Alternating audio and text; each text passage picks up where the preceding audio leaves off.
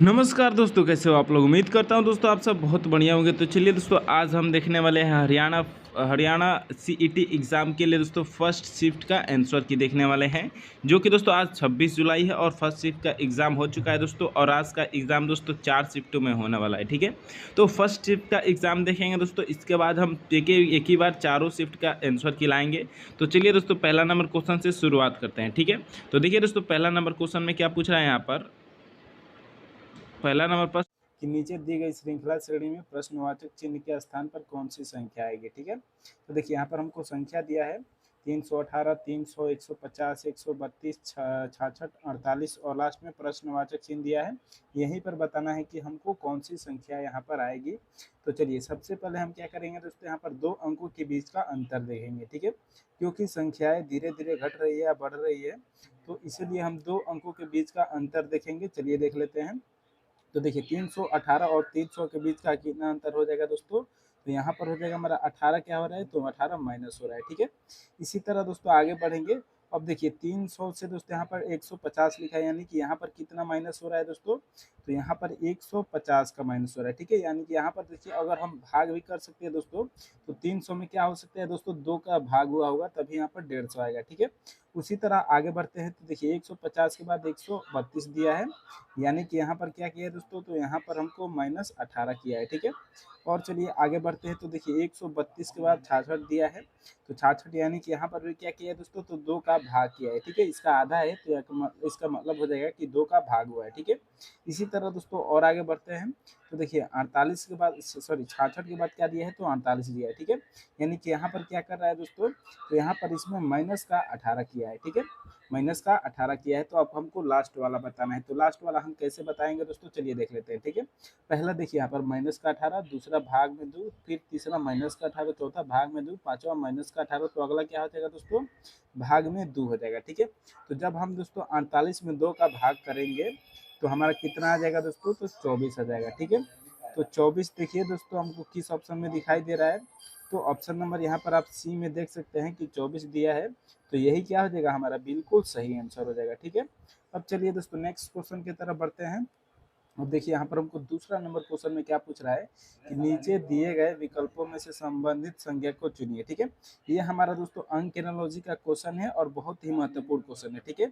ये दोस्तों आपके एग्जाम में पूछता है। तो चलिए इस प्रश्न को देख लेते हैं। देखिए 81 का क्या किया है दोस्तों, 163 लिखा है। उसी प्रकार दोस्तों 74 का क्या होगा हमको बताना है, ठीक है। तो सबसे पहले इसमें हम देखेंगे कि 81 का 64 कैसे होगा, ठीक है। 81 का 64 कैसे होगा दोस्तों, चलिए यहाँ पर हम क्या करेंगे दोस्तों, अगर मान लीजिए 81 में हम 2 का गुणा कर देते हैं, ठीक है। यहाँ पर 2 का गुणा कर देंगे तो कितना हो जाएगा दोस्तों, 162 हो जाएगा, ठीक है। और इसमें प्लस का 1 कर देंगे तो 63 हो जाएगा, ठीक है। यानी कि दोस्तों सेम यही लॉजिक अब हमको दूसरा वाला में भी लगाना है। तो 74 में क्या करेंगे, 2 का गुणा कर देंगे, ठीक है। 74 में जब 2 का गुणा करेंगे दोस्तों तो 148 हो जाएगा, ठीक है।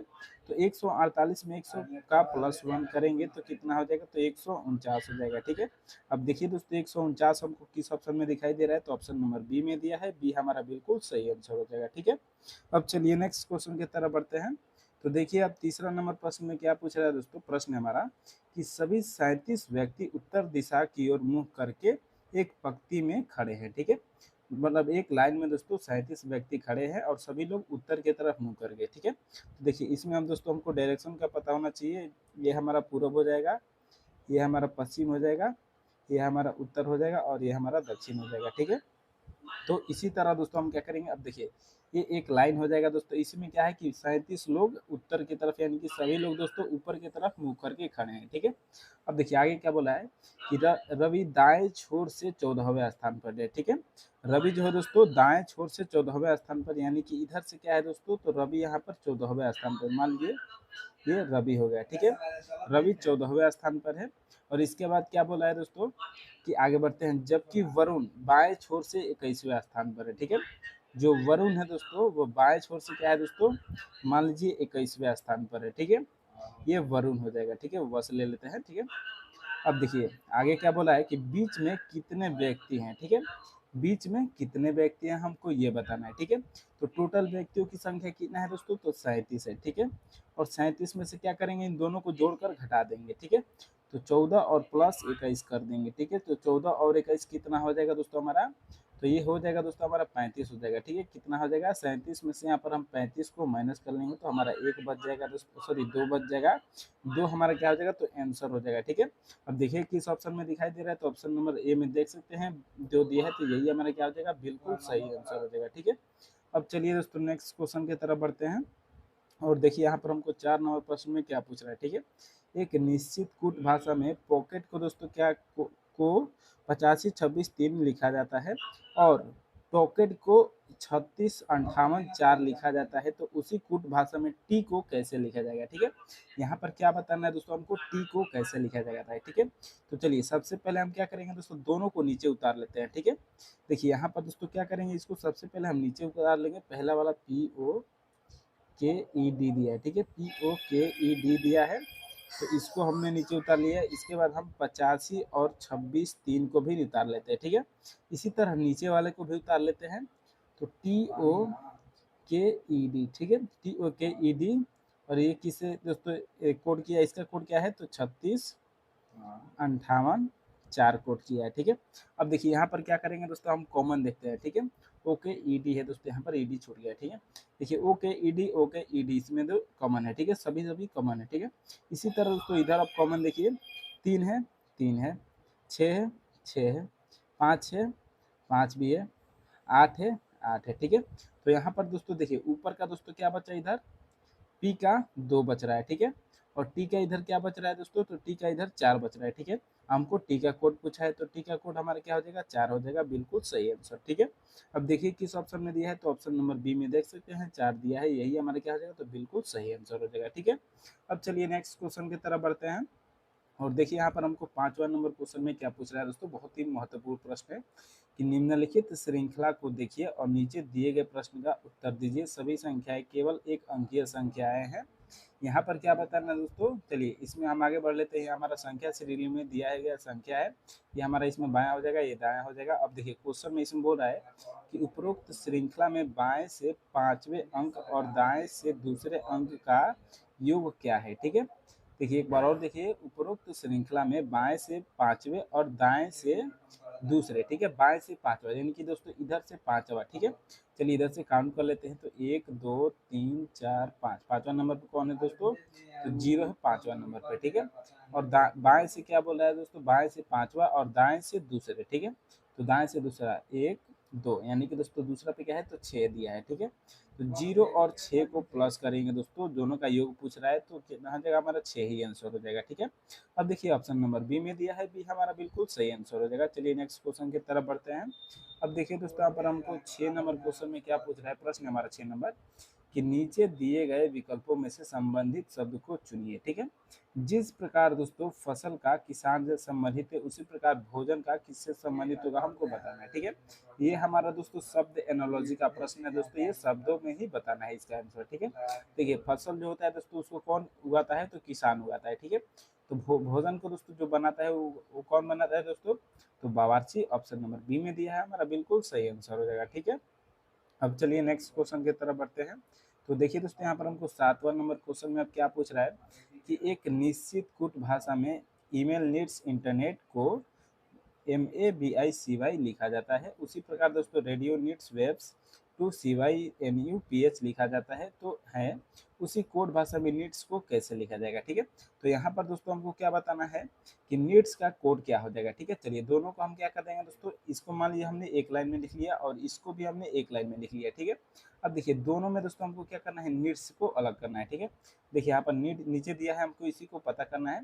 देखिए यहाँ पर दोस्तों एक नीड दिया है और ऊपर एक नीड दिया है, ठीक है। अब देखिए इन दोनों का कॉमन देखिए इधर क्या मिला है, ठीक है। तो देखिए इधर दोस्तों क्या मिला है, CY कॉमन मिल रहा है और CY कॉमन मिल रहा है, ठीक है।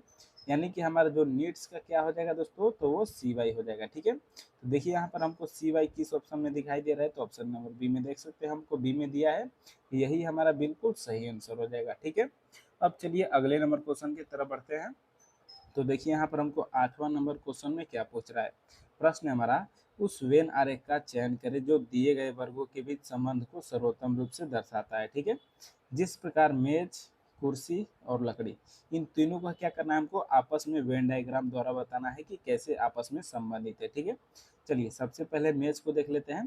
तो देखिए मान लीजिए हमारा क्या हो गया, तो मेज हो गया। ठीक है, मेज को हम एम से ले लेते हैं। ठीक है, इसके बाद देखिए कुर्सी। ठीक है, तो मेज और कुर्सी क्या होते हैं दोस्तों, अलग होते हैं। ठीक है, दोनों लकड़ी के होते हैं मगर अलग होते हैं। तो यहाँ पर हम क्या करेंगे दोस्तों, कुर्सी को अलग बना लेते हैं। ठीक है, चलिए हमारा मान लीजिए दोस्तों कुर्सी हो गया, सी से ले लेते हैं इसको चेयर। ठीक है, उसके बाद देखिए लकड़ी है। ठीक है, तो लकड़ी क्या क्या होता है दोस्तों, इन दोनों से संबंधित होगा। ठीक है, कुर्सी से भी और मेज से भी। ठीक है, क्योंकि कुछ मेज होते हैं वो लकड़ी के होते हैं, कुछ कुर्सी भी लकड़ी के होते हैं। तो यहाँ पर दोनों क्या हो जाएगा दोस्तों, इसमें कॉमन हो जाएगा। ठीक है, यानी कि ये लकड़ी हो जाएगा। तो अब देखिए इस प्रकार का किस में ऑप्शन में हमको दे रहा है, तो ऑप्शन नंबर सी में देख सकते हैं, सी में दिया है, यही हमारा क्या हो जाएगा, तो बिल्कुल सही आंसर हो जाएगा। ठीक है, अब चलिए दोस्तों नेक्स्ट क्वेश्चन की तरफ बढ़ते हैं। अब देखिए यहाँ पर हमको 9 नंबर प्रश्न में क्या पूछ रहा है। ठीक है, एक निश्चित कूट भाषा में P प्लस क्यू का अर्थ पी क्यू का बेटा है। ठीक है, P माइनस क्यू का अर्थ पी क्यू का पति है, P गुणे क्यू का अर्थ है पी क्यू की बेटी है, P भगे क्यू का अर्थ है पी क्यू की पत्नी है। ठीक है, तो उसी प्रकार से दोस्तों हमको एक समीकरण दिया है, A प्लस बी माइनस सी गुणे डी भागे ई। तो ए का ई से क्या संबंध हो जाएगा, यानी कि जो ई है दोस्तों वो ए को क्या बोलेगा। ठीक है, चलिए यहाँ पर इसको हम सॉल्व कर लेते हैं। देखिए सबसे पहले क्या बोला है दोस्तों, ए प्लस बी। ठीक है, तो हम पी प्लस क्यू देखते हैं, क्या बोला है कि पी जो है वो क्यू का बेटा है। ठीक है, तो ए क्या हो जाएगा दोस्तों, यहाँ पर बी का बेटा हो जाएगा। ठीक है, ये जो हो जाएगा दोस्तों यहाँ पर क्या हो जाएगा, तो बी का बेटा हो जाएगा वो ए हो जाएगा। ठीक है, यानी कि प्लस है ए। ठीक है, अब देखिए आगे बढ़ते हैं, बी माइनस सी। ठीक है, अब क्या लेंगे हम, बी माइनस सी। ठीक है, तो पी माइनस क्यू का अर्थ क्या है कि पी क्यू का पति है। ठीक है, पी जो है वो क्यू का पति है, तो यहाँ पर क्या हो जाएगा, बी जो हो जाएगा वो सी का पति हो जाएगा। ठीक है, बी जो हो जाएगा दोस्तों किसका पति हो जाएगा, तो सी का पति हो जाएगा, और पति पत्नी को यहाँ पर हम बराबर से लेते हैं। ठीक है, यानी कि सी माइनस है और बी प्लस है। ठीक है, अब देखिए सी गुणे ई। ठीक है, सी गुणे ई का अर्थ ऊपर क्या दिया दोस्तों, पी गुणे क्यू। तो पी क्या बोला, यहाँ पर क्या बोला कि पी क्यू की बेटी है। ठीक है, तो यहाँ पर क्या हो जाएगा दोस्तों, सी जो हो जाएगा वो डी की बेटी हो जाएगा। ठीक है, सी किसकी बेटी है दोस्तों, तो सी यहाँ पर डी की बेटी हो जाएगा दोस्तों। अब चलिए आगे बढ़ते हैं, डी भागे ई। ठीक है, तो डी भागे ई के यहाँ पर देखिए पी भागे क्यू का अर्थ क्या दे रहा है, तो पी क्यू की पत्नी है। तो यहाँ पर क्या हो जाएगा दोस्तों, डी ई की पत्नी है। ठीक है, डी किसकी पत्नी है दोस्तों, तो ई की पत्नी है, यानी कि ई प्लस हो जाएगा और डी यहाँ पर माइनस हो जाएगा। ठीक है, तो देखिए अब यहाँ पर हम क्या करेंगे, तो देखिए अब ये पूरा हो गया। अब यहाँ से हम क्या करेंगे कि हमको क्या पूछा है क्वेश्चन में कि ई, ये ए का ई से क्या संबंध है, यानी कि ई जो है ए को क्या बोलेगा। ठीक है, देखिए ई कहाँ है दोस्तों, ई सबसे ऊपर है। ठीक है, और ए सबसे क्या है, नीचे है। ठीक है, तो यहाँ पर क्या बताना हमको, ई जो है वो ए को क्या बोलेगा। ठीक है, तो देखिए ई का पुत्र कौन है दोस्तों, सी है, ई का पुत्री है सी। ठीक है, ई की बेटी है सी, और इसका जो पति है दोस्तों उस वो बी है, सी का पति बी है, और बी का पुत्र यानी कि इसके ई के पुत्री का पुत्र है। ठीक है, तो इसको क्या बोलेगा दोस्तों, ई के तो यहाँ पर क्या बोलेगा दोस्तों, देखिए यहाँ पर पुत्र नाती तो नहीं दिया है दोस्तों, तो यहाँ पर क्या बोलेगा दोस्तों, बेटी का बेटा हो जाएगा। ठीक है, तो ऑप्शन नंबर डी में देख सकते हैं हमको बेटी का बेटा दिया है, तो यही हमारा क्या हो जाएगा, बिल्कुल सही आंसर हो जाएगा। ठीक है, अब चलिए नेक्स्ट क्वेश्चन की तरफ बढ़ते हैं, और देखिए यहाँ पर हमको 10वां नंबर प्रश्न में अब क्या पूछ रहा है, प्रश्न हमारा कि उस समुच्चय को चुनिए जिसमें संख्याएं ठीक उसी प्रकार संबंधित है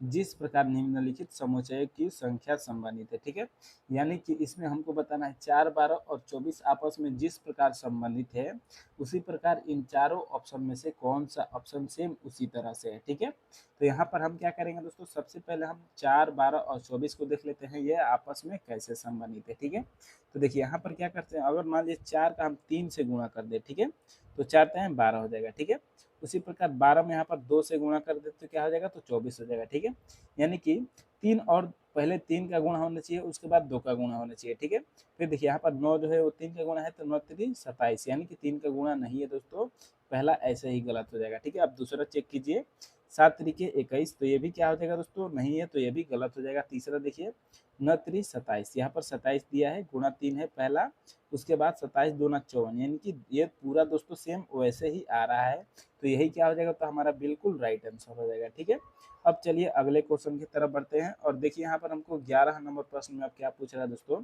यदि प्लस का अर्थ माइनस माइनस का अर्थ गुणा, गुणा का अर्थ भाग और भाग का अर्थ प्लस है, तो निम्नलिखित समीकरण में प्रश्न चिन्ह के स्थान पर क्या आएगा। ठीक है, देखिए यहाँ पर क्या दिया दोस्तों, 65 गुणे 13 माइनस 7 भागे 24 प्लस 9 दिया है, और यहाँ पर हमको सबका चिन्ह बदलना है। ठीक है, तो चलिए सबका चिन्ह बदल देते हैं दोस्तों। 65 गुणा के स्थान पर क्या है दोस्तों, गुणा के स्थान पर भाग दिया है, तो 65 भागे क्या कर देंगे 13 कर देंगे, और माइनस में क्या दिया है, सॉरी माइनस पहले हटाते हैं, माइनस की जगह पे क्या दिया है, तो माइनस की जगह पे गुणा दिया है, तो गुणा क्या हो जाएगा दोस्तों 7 हो जाएगा। ठीक है, अब देखिए भाग है, तो भाग के स्थान पर क्या दिया है, तो भाग के स्थान पर जोड़ दिया है, इसके बाद 24 लिखा है, 24 के बाद प्लस है, तो प्लस के स्थान पर क्या है, तो माइनस है। ठीक है, और माइनस में 9 दिया है। अब यहाँ से हम अपने समीकरण को सॉल्व कर लेते हैं।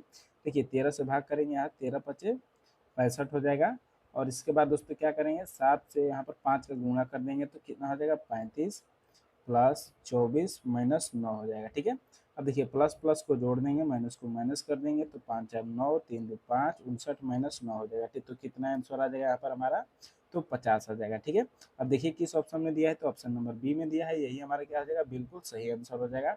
अब चलिए नेक्स्ट क्वेश्चन की तरफ बढ़ते हैं दोस्तों। अब देखिए यहाँ पर हमारा कथन और निष्कर्ष का प्रश्न है दोस्तों, बहुत ही महत्वपूर्ण प्रश्न है। ठीक है, चलिए कथन में दोस्तों बोला है कि कथनों को पढ़े और दिए गए विकल्पों में से निष्कर्ष चुने। कथन है हमारा कि कुछ झीलें क्या है दोस्तों, नदियां है। ठीक है, चलिए इसको हमको सबसे पहले डायग्राम बनाकर समझाना होगा। चलिए डायग्राम बना लेते हैं। ठीक है, कुछ जो क्या बोला है दोस्तों, झील है। ठीक है, कुछ जो झीलें हैं, मान लीजिए हमारा झीलें हो गया। ठीक है, झीलें हैं वो क्या बोला है, तो नदियां बोल रहा है। ठीक है, यहाँ पर क्या हो जाएगा दोस्तों, नदियां हो जाएगी। ठीक है, ये हमारा मान लीजिए कुछ झीलें यहाँ पर नदियां हो गई। ठीक है, अब देखिए आगे बढ़ते हैं। कुछ नदियां तालाब बोल रहा है। ठीक है, कुछ जो नदियां बोल रहा है ये क्या बोल रहा है, तो तालाब बोल रहा है। अब मान लीजिए ये तालाब हो गया। ठीक है, अब देखिए इसमें निष्कर्ष क्या बोला है, निष्कर्ष को हमको देखना है, यही हमारा महत्वपूर्ण है। ठीक है, पहला निष्कर्ष है कि कुछ झीलें की तालाब है। ठीक है, कुछ झीलें क्या है दोस्तों, यहाँ पर ये वाला को बोल रहा है कि तालाब है, तो क्या ये बात सत्य है दोस्तों, तो नहीं, ये बात गलत है। ठीक है, यानी कि दोस्तों पहला ऑप्शन निष्कर्ष हमारा गलत हो गया। दूसरा देखिए कुछ तालाब नदियां है नहीं है। ठीक है, कुछ तालाब दोस्तों यहाँ पर क्या बोला है कि नदियां नहीं है, तो ये भी दोस्तों गलत बोल रहा है, ये नदियां है। ठीक है, यानी कि दोस्तों दोनों हमारा निष्कर्ष गलत हो गया। अब देखिए किस ऑप्शन में दे रहा है कि दोनों निष्कर्ष गलत है। ऑप्शन नंबर यहाँ पर आप सी में देख सकते हैं कि न तो निष्कर्ष एक और न ही निष्कर्ष दो अनुसरण करता है। ऑप्शन नंबर सी यहाँ पर हमारा बिल्कुल सही आंसर हो जाएगा। ठीक है, अब चलिए दोस्तों यहाँ से हम जीके जीएस और हरियाणा जीके का बहुत ही महत्वपूर्ण प्रश्न देखेंगे, और एक करंट अफेयर से भी देखेंगे और कंप्यूटर से भी क्वेश्चन रिलेटेड देखेंगे। सभी प्रश्न बहुत ही महत्वपूर्ण होने वाला है, आज का पूरा लास्ट तक वीडियो देखिएगा। ठीक है, तो चलिए पहला नंबर प्रश्न से शुरुआत करते हैं। हरियाणा का स्थापना दिवस कब मनाया जाता है। ठीक है, हरियाणा का स्थापना दिवस कब मनाया जाता है दोस्तों, तो देखिए पहला नंबर प्रश्न का जो सही आंसर हो जाएगा हमारा ऑप्शन नंबर बी हो जाएगा। ठीक है, 1 नवंबर को हरियाणा का स्थापना दिवस मनाया जाता है। 1 नवंबर हमारा बिल्कुल सही आंसर हो जाएगा। ठीक है, अब चलिए नेक्स्ट क्वेश्चन की तरफ बढ़ते हैं।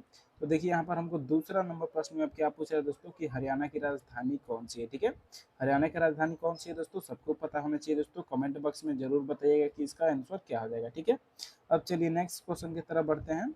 और देखिए यहाँ पर हमको तीसरा नंबर क्वेश्चन में अब क्या पूछ रहा है कि ब्रह्म सरोवर कहाँ स्थित है। ठीक है, ब्रह्म सरोवर कहाँ स्थित है दोस्तों, तो 3 नंबर प्रश्न का जो सही आंसर हो जाएगा हमारा वो ऑप्शन नंबर बी हो जाएगा। ठीक है, यमुनानगर में ब्रह्म सरोवर स्थित है, जो कि ऑप्शन नंबर सी यहाँ पर हमारा क्या आ जाएगा, बिल्कुल राइट आंसर हो जाएगा। ठीक है, अब चलिए नेक्स्ट क्वेश्चन की तरफ बढ़ते हैं।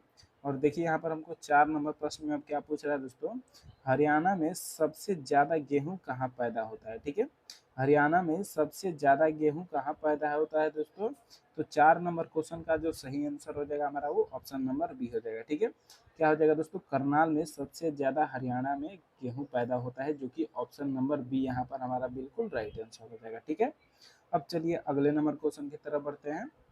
और देखिए यहाँ पर हमको 5वां नंबर क्वेश्चन में अब क्या पूछ रहा है कि भारत का संविधान कब लागू हुआ था। ठीक है, भारत का संविधान कब लागू हुआ था, तो 5वां नंबर प्रश्न का जो सही आंसर हो जाएगा हमारा ऑप्शन नंबर बी हो जाएगा। 26 जनवरी 1950 को भारत का संविधान लागू हुआ था, जो कि ऑप्शन नंबर बी यहाँ पर हमारा बिल्कुल सही आंसर हो जाएगा। ठीक है, अब चलिए दोस्तों अगले नंबर क्वेश्चन की तरफ बढ़ते हैं। तो देखिए यहाँ पर हमको 6 नंबर क्वेश्चन में क्या पूछ रहा है दोस्तों, कि हरियाणा का पहला मुख्यमंत्री कौन थे। ठीक है, हरियाणा का पहला मुख्यमंत्री कौन थे, तो देखिए यहाँ पर जो 6 नंबर क्वेश्चन का हमारा सही आंसर हो जाएगा वो क्या हो जाएगा दोस्तों, तो ऑप्शन नंबर बी हो जाएगा। ठीक है, भगवत दयाल शर्मा जो कि हरियाणा के सबसे पहले मुख्यमंत्री थे। ऑप्शन नंबर जो बी हो जाएगा यहाँ पर हमारा बिल्कुल राइट आंसर हो जाएगा। ठीक है, अब चलिए नेक्स्ट क्वेश्चन की तरफ बढ़ते हैं। तो देखिए दोस्तों यहाँ पर हमको 7वां नंबर क्वेश्चन में अब क्या पूछ रहा है, प्रश्न हमारा हरियाणा में लोकसभा सीटों की संख्या कितनी है। ठीक है, हरियाणा में लोकसभा सीटों की संख्या कितनी है। तो 7 नंबर क्वेश्चन का जो सही आंसर हो जाएगा हमारा वो ऑप्शन नंबर ए हो जाएगा। ठीक है, हरियाणा में लोकसभा की सीटों की संख्या कितनी है, तो 10 है। ऑप्शन नंबर ए यहाँ पर हमारा बिल्कुल सही जवाब हो जाएगा। अब चलिए अगले नंबर क्वेश्चन की तरफ बढ़ते हैं। तो देखिए दोस्तों यहाँ पर हमको 8वां नंबर क्वेश्चन में क्या पूछ रहा है, प्रश्न हमारा कि राष्ट्रीय पशु कौन है। ठीक है, राष्ट्रीय पशु कौन है दोस्तों, तो 8वां नंबर क्वेश्चन का जो सही आंसर हो जाएगा हमारा ऑप्शन नंबर सी हो जाएगा, बाघ है। ठीक है, राष्ट्रीय पशु कौन है, बाघ है। ऑप्शन नंबर सी यहाँ पर हमारा बिल्कुल सही जवाब है। चलिए नेक्स्ट क्वेश्चन की तरफ बढ़ते हैं। देखिए 9 नंबर प्रश्न में क्या पूछ रहा है दोस्तों, पानीपत की तीसरी लड़ाई कब हुई थी। ठीक है, पानीपत की तीसरी लड़ाई कब लड़ी गई थी। तो 9 नंबर क्वेश्चन का जो सही आंसर हो जाएगा हमारा वो ऑप्शन नंबर ए हो जाएगा। ठीक है, क्या हो जाएगा दोस्तों, 1761 में पानीपत की तीसरी लड़ाई लड़ी गई थी, जो कि ऑप्शन नंबर ए यहाँ पर हमारा बिल्कुल सही आंसर हो जाएगा। ठीक है, अब चलिए अगले नंबर प्रश्न की तरफ बढ़ते हैं। तो देखिए दोस्तों यहाँ पर हमको 10वां नंबर प्रश्न में क्या पूछ रहा है कि ओलंपिक खेलों की शुरुआत कहाँ हुई थी। ठीक है, ओलंपिक खेलों की शुरुआत कहाँ हुई थी। तो 10 नंबर क्वेश्चन का जो सही आंसर हो जाएगा हमारा वो ऑप्शन नंबर बी हो जाएगा। ठीक है, क्या हो जाएगा दोस्तों, एथेंस में सबसे पहली बार ओलंपिक खेलों की शुरुआत हुई थी, जो कि ऑप्शन नंबर ए यहाँ पर हमारा सॉरी बी हमारा बिल्कुल राइट आंसर हो जाएगा। ठीक है, अब चलिए अगले नंबर क्वेश्चन की तरफ बढ़ते हैं। तो देखिए दोस्तों अब हमारे यहाँ पर 11 नंबर प्रश्न में क्या पूछ रहा है, प्रश्न हमारा कि पानीपत हरियाणा में किस लिए प्रसिद्ध है। ठीक है, पानीपत हरियाणा में किस लिए प्रसिद्ध है। तो यहाँ पर 11 नंबर प्रश्न का जो सही आंसर हो जाएगा हमारा वो ऑप्शन नंबर बी हो जाएगा, ऐतिहासिक युद्ध की वजह से पानीपत हरियाणा में जो हरियाणा राज्य में है यही क्या है, तो प्रसिद्ध है। ऑप्शन नंबर बी यहाँ पर ऐतिहासिक युद्ध हमारा बिल्कुल सही जवाब हो जाएगा। ठीक है, अब चलिए अगले नंबर क्वेश्चन की तरफ बढ़ते हैं। तो देखिए दोस्तों अब 12 नंबर क्वेश्चन में यहाँ पर क्या पूछ रहा है, प्रश्न हमारा सूर्य किस गैस से बना है। ठीक है, सूर्य किस गैस से बना है। तो 12 नंबर क्वेश्चन का जो सही आंसर हो जाएगा हमारा ऑप्शन नंबर सी हो जाएगा, सूर्य हाइड्रोजन गैस से बना है, जो कि ऑप्शन नंबर सी यहाँ पर हमारा बिल्कुल सही जवाब हो जाएगा। ठीक है, अब चलिए अगले नंबर क्वेश्चन की तरफ बढ़ते हैं। तो देखिए दोस्तों यहाँ पर हमको 13 नंबर क्वेश्चन में अब क्या पूछ रहा है कि हरियाणा के राज्यपाल कौन होते हैं। ठीक है, हरियाणा के राज्यपाल कौन होते हैं। तो 13 नंबर क्वेश्चन का जो सही आंसर हो जाएगा हमारा वो ऑप्शन नंबर क्या हो जाएगा दोस्तों, तो डी हो जाएगा। ठीक है, केंद्र सरकार जो कि हरियाणा के राज्यपाल होते हैं। ऑप्शन नंबर जो सी है हमारा बिल्कुल सही आंसर हो जाएगा। ठीक है, अब चलिए अगले नंबर क्वेश्चन की तरफ बढ़ते हैं। तो देखिए दोस्तों यहाँ पर हमको 14 नंबर क्वेश्चन में अब क्या पूछ रहा है, त्रिकोण में कुल कितने कोण होते हैं। ठीक है, त्रिकोण में कुल कितने कोण होते हैं दोस्तों, तो 3 कोण होते हैं दोस्तों, इसमें कोई डाउट नहीं है। ठीक है, ऑप्शन नंबर बी यहाँ पर हमारा बिल्कुल सही आंसर है। अब चलिए नेक्स्ट क्वेश्चन की तरफ बढ़ते हैं। तो देखिए दोस्तों यहाँ पर हमको 15 नंबर प्रश्न में अब क्या पूछ रहा है कि हरियाणा की सबसे लंबी नदी कौन सी है। ठीक है, हरियाणा की सबसे लंबी नदी कौन सी है। तो 15 नंबर प्रश्न का जो सही आंसर हो जाएगा हमारा वो ऑप्शन नंबर क्या हो जाएगा, तो ए हो जाएगा। ठीक है, यमुना नदी जो कि हरियाणा की सबसे लंबी नदी है। ऑप्शन नंबर ए यहाँ पर हमारा बिल्कुल सही जवाब हो जाएगा। ठीक है, अब चलिए दोस्तों अगले नंबर प्रश्न की तरफ बढ़ते हैं। तो देखिए यहाँ पर हमको 16 नंबर क्वेश्चन में अब क्या पूछ रहा है, हिंदी भाषा का पहला उपन्यास कौन सा था। ठीक है, हिंदी भाषा का पहला उपन्यास कौन सा था। तो 16 नंबर प्रश्न का जो सही आंसर हो जाएगा हमारा वो ऑप्शन नंबर बी हो जाएगा। ठीक है, चंद्रकांता जो कि दोस्तों हिंदी भाषा का सबसे पहला उपन्यास था। ऑप्शन नंबर बी यहाँ पर हमारा बिल्कुल सही जवाब हो जाएगा। ठीक है, अब चलिए दोस्तों अगले नंबर प्रश्न की तरफ बढ़ते हैं। और देखिए यहाँ पर हमको 17 नंबर प्रश्न में अब क्या पूछ रहा है, एक वर्ष में कुल कितने दिन होते हैं। ठीक है, एक वर्ष में लीप वर्ष में, ठीक है, लीप वर्ष में दोस्तों कितने दिन होते हैं, तो 366 दिन होते हैं, जो कि ऑप्शन नंबर यहाँ पर क्या हो जाएगा हमारा सी बिल्कुल सही आंसर हो जाएगा। ठीक है, अब चलिए अगले नंबर क्वेश्चन की तरफ बढ़ते हैं। और देखिए दोस्तों यहाँ पर हमको 18 नंबर प्रश्न में क्या पूछ रहा है कि भारत में पहला परमाणु विस्फोट कब हुआ था। ठीक है, भारत में पहला परमाणु विस्फोट कब हुआ था।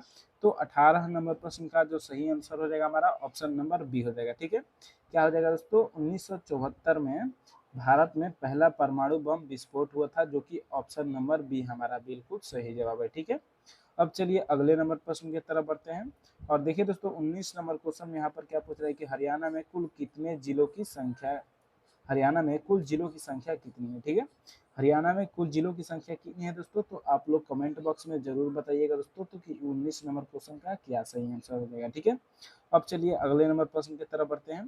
तो देखिए यहाँ पर हमको 20 नंबर प्रश्न में क्या पूछ रहा है दोस्तों, हरियाणा के किस जिले को दूध का कटोरा कहा जाता है। ठीक है, हरियाणा के किस जिले को दूध का कटोरा कहा जाता है, तो 20 नंबर प्रश्न का जो सही आंसर हो जाएगा हमारा वो ऑप्शन नंबर सी हो जाएगा। ठीक है, क्या हो जाएगा दोस्तों, करनाल जिले को हरियाणा का दूध का कटोरा बोला जाता है, जो कि ऑप्शन नंबर सी हमारा बिल्कुल करनाल राइट आंसर हो जाएगा। ठीक है, अब चलिए अगले नंबर प्रश्न की तरफ बढ़ते हैं। देखिए यहाँ पर हमको 21 नंबर क्वेश्चन में अब क्या पूछ रहा है दोस्तों, प्रश्न हमारा कि किस विटामिन की कमी से रतौंधी होता है। ठीक है, किस विटामिन की कमी से रतौंधी होता है, तो 22 नंबर प्रश्न का जो सही आंसर हो जाएगा हमारा वो ऑप्शन नंबर बी हो जाएगा। ठीक है, विटामिन ए की कमी से रतौंधी का रोग होता है, ऑप्शन नंबर बी यहाँ पर हमारा बिल्कुल सही जवाब हो जाएगा। ठीक है, और चलिए दोस्तों नेक्स्ट क्वेश्चन की तरफ बढ़ते हैं। तो देखिए यहाँ पर हमको 23 नंबर क्वेश्चन में पूछ रहा है कि हरियाणा का राजकीय पशु कौन सा है। ठीक है, हरियाणा का राजकीय पशु कौन सा है दोस्तों, तो 23 नंबर प्रश्न का हो जाएगा दोस्तों ऑप्शन नंबर सी हो जाएगा। ठीक है, काला हिरन जो कि दोस्तों हरियाणा का राष्ट्रीय पशु है, ऑप्शन नंबर सी यहाँ पर हमारा बिल्कुल सही जवाब हो जाएगा। ठीक है, और चलिए दोस्तों अगले नंबर क्वेश्चन की तरफ बढ़ते हैं। और देखिए यहाँ पर हमको 24 नंबर क्वेश्चन में अब क्या पूछ रहा है कि फोटोसिंथेसिस में कौन सी गैस अवशोषित होती है। ठीक है, फोटोसिंथेसिस में कौन सी गैस अवशोषित होती है, तो 24 नंबर क्वेश्चन का जो सही आंसर हो जाएगा हमारा वो ऑप्शन नंबर डी हो जाएगा। ठीक है, कार्बन डाइऑक्साइड दोस्तों जो कि फोटोसिंथेसिस में अवशोषित होती है, ऑप्शन नंबर डी यहाँ पर हमारा बिल्कुल सही आंसर हो जाएगा। ठीक है, और चलिए दोस्तों नेक्स्ट क्वेश्चन की तरफ बढ़ते हैं। और देखिए यहाँ पर हमको 25 नंबर क्वेश्चन में क्या पूछ रहा है, प्रश्न हमारा कि भारत का सबसे बड़ा राज्य क्षेत्रफल के अनुसार कौन सा है। भारत का सबसे बड़ा राज्य क्षेत्रफल के अनुसार कौन सा है, तो 25 नंबर प्रश्न का जो सही आंसर हो जाएगा हमारा वो क्या हो जाएगा, तो ऑप्शन नंबर बी हो जाएगा। ठीक है, राजस्थान जो कि दोस्तों भारत के में क्षेत्रफल की दृष्टि से सबसे बड़ा राज्य है, ऑप्शन नंबर बी यहाँ पर हमारा बिल्कुल सही जवाब हो जाएगा। और चलिए नेक्स्ट क्वेश्चन की तरफ बढ़ते हैं। तो देखिए दोस्तों यहाँ पर हमको अब 26 नंबर क्वेश्चन में क्या पूछ रहा है दोस्तों कि सबसे छोटा अभाज्य संख्या कौन सी है। ठीक है, सबसे छोटा अभाज्य संख्या कौन सी है, तो यहाँ पर जो हमारा दोस्तों 26 नंबर प्रश्न का सही आंसर हो जाएगा वो ऑप्शन नंबर सी हो जाएगा। ठीक है, क्या हो जाएगा दोस्तों, दो यहाँ पर सबसे छोटी अभाज्य संख्या है, ऑप्शन नंबर सी यहाँ पर हमारा बिल्कुल सही जवाब हो जाएगा। और चलिए नेक्स्ट क्वेश्चन की तरफ बढ़ते हैं। तो देखिए दोस्तों 27 नंबर प्रश्न में अब क्या पूछ रहा है कि हरियाणा में किस प्रकार को मेडिकल हब माना जाता है। ठीक है, हरियाणा के किस शहर को मेडिकल हब माना जाता है। ठीक है, तो देखिए यहाँ पर जो 27 नंबर क्वेश्चन का सही आंसर हो जाएगा दोस्तों वो क्या हो जाएगा, तो ऑप्शन नंबर ए हो जाएगा। ठीक है, रोहतक को दोस्तों हरियाणा में रोहतक जिले को शहर को क्या माना जाता है दोस्तों, मेडिकल हब माना जाता है। ठीक है, ऑप्शन नंबर ए यहाँ पर हमारा बिल्कुल सही जवाब है। और चलिए नेक्स्ट क्वेश्चन की तरफ बढ़ते हैं। ठीक है, तो देखिए दोस्तों 28 नंबर क्वेश्चन में अब क्या पूछ रहा है कि भारत का प्रथम महिला प्रधानमंत्री कौन थी। ठीक है, भारत का प्रथम महिला प्रधानमंत्री कौन थी दोस्तों, तो ऑप्शन नंबर क्या हो जाएगा दोस्तों, बी इंदिरा गांधी। ठीक है, ऑप्शन नंबर बी यहाँ पर हमारा बिल्कुल राइट आंसर हो जाएगा। और चलिए नेक्स्ट क्वेश्चन की तरफ बढ़ते हैं। ठीक है, तो देखिए दोस्तों अब यहाँ पर हमको 29 नंबर क्वेश्चन में क्या पूछ रहा है, प्रश्न हमारा कि विधायक किस सदन का सदस्य होता है। ठीक है, विधायक किस सदन का सदस्य होता है, तो 29 नंबर प्रश्न का जो सही आंसर हो जाएगा हमारा ऑप्शन नंबर सी हो जाएगा। ठीक है, विधायक जो होता है दोस्तों वो विधानसभा का सदस्य होता है, ऑप्शन नंबर सी यहाँ पर हमारा बिल्कुल सही आंसर हो जाएगा। ठीक है, और चलिए दोस्तों अगले नंबर क्वेश्चन की तरफ बढ़ते हैं। तो देखिए अब यहाँ पर दोस्तों हमको 30वां नंबर प्रश्न में क्या पूछ रहा है। ठीक है, तो प्रश्न है दोस्तों हमारा 30 नंबर, चलिए इस प्रश्न को देख लेते हैं कि भारत में सबसे ऊंचा जलप्रपात कौन सा है। भारत में सबसे ऊंचा जलप्रपात कौन सा है, तो 30 नंबर प्रश्न का जो सही आंसर हो जाएगा ऑप्शन नंबर ए जोगफाल, जो कि दोस्तों भारत में सबसे ऊंचा जलप्रपात है। ठीक है, ऑप्शन नंबर ए यहाँ पर हमारा बिल्कुल सही आंसर हो जाएगा। ठीक है, तो उम्मीद करता हूँ दोस्तों ये सभी के सभी प्रश्न आपको बिल्कुल अच्छे तरीके से समझ में आ गया होगा दोस्तों। जो लोग भी दोस्तों अभी तक इस वीडियो को लाइक नहीं किए हैं तो वीडियो को लाइक कर दिएगा दोस्तों, और चैनल को दोस्तों सब्सक्राइब करना मत भूलिएगा दोस्तों। बहुत बहुत धन्यवाद फुल वीडियो देखने के लिए।